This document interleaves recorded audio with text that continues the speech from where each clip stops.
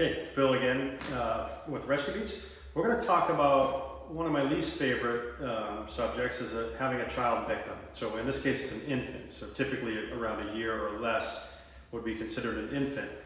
A lot of times infants will go into cardiac arrest because they've choked or they've been in a situation where they may be drowning. But basically they stop getting oxygen to their heart, and that's when CPR is required. So it's a very similar assessment. So if you watch the adult version, I'm going to back up here a little bit. The children version is similar, but everything is just a lot less intense, right? So you don't have to go as deep with your chest compressions. You will be doing rescue breaths, so you want to learn that, but you're not going to push a lot of breath into the baby's mouth. It's really just going to be sort of what's in your mouth. So it doesn't take much to expand their lungs very easily. But similarly, when you assess the scene, you're still looking at the scene safety. Typically with an infant, it's just going to be, an infant on the ground or some other position where you just want to make sure you check to see if they're okay. And with an infant, you want to do that by tapping on the bottom of their feet. So their feet are a little more sensitive to that. And you can ask them if they're okay, but they're typically not understanding that. But generally you'll know if they're not breathing, if they're unconscious. You're still going to check to see if there's any breath at all. This is much more difficult to detect on a baby. But if there's not, you're going to go to the CPR protocol. So the emergency response protocol would be somebody call 911, and it's very similar to what you would do in an adult situation. You want to specifically direct people to call 911 and to get the AED. So don't just say, hey, somebody call 911 and somebody get an AED. Nobody's going to listen to that. It's a human response. They're going to think somebody else is doing it. So you want to be very clear if you're ordering somebody to do that. If you're alone and you're a parent and this happens at home and there's nobody else around, the only advantage you have with a newborn is that you can carry them. So if your phone's in the kitchen and you're in the bedroom, you can pick up the baby and run into the kitchen to get your phone and call 911 and put it on speakerphone. Now, if you don't have an AED at home, you want to look for the nearest one. It's always a good idea to know where you live, where the nearest one is, and then keep an eye out as you're going in public places where there's one.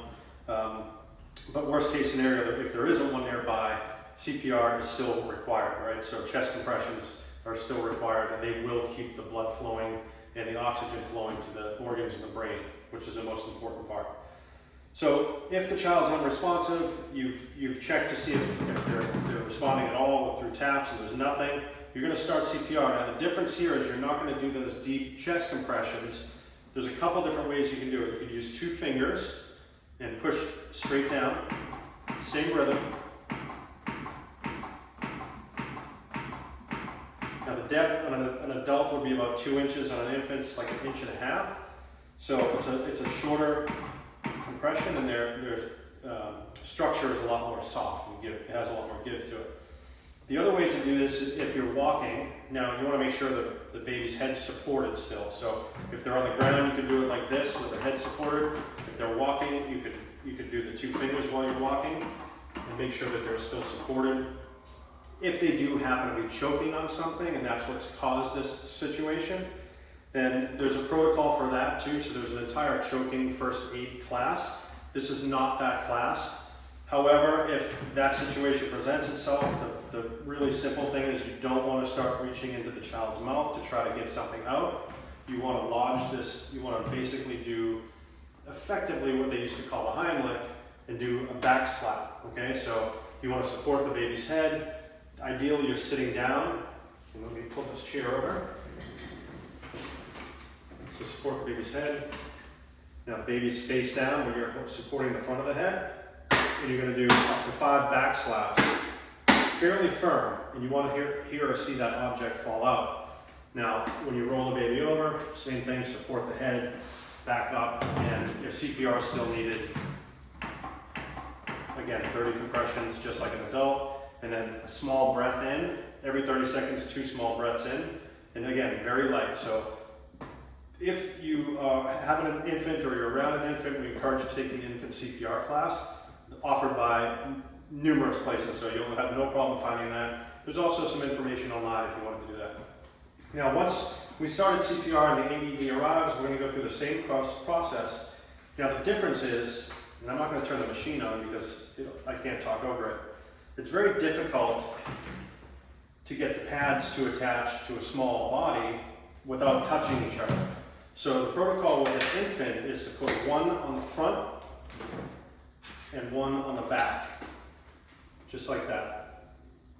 So when the shock is delivered, it's going to go through the heart still, but the pads won't touch and cause the shock not to work or not to be effective.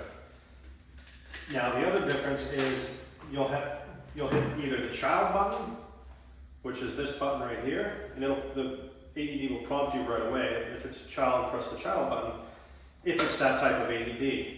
Now in the other AED course, which if you haven't taken, go back and watch that one because it talks about the different types of AEDs. Not all of them, in fact most of them don't have one set of pads for adult and children. They have two separate pads, in some cases two separate battery packs with the pads attached to them. So you actually have to change out the battery with the new pads and make sure it's the infant one.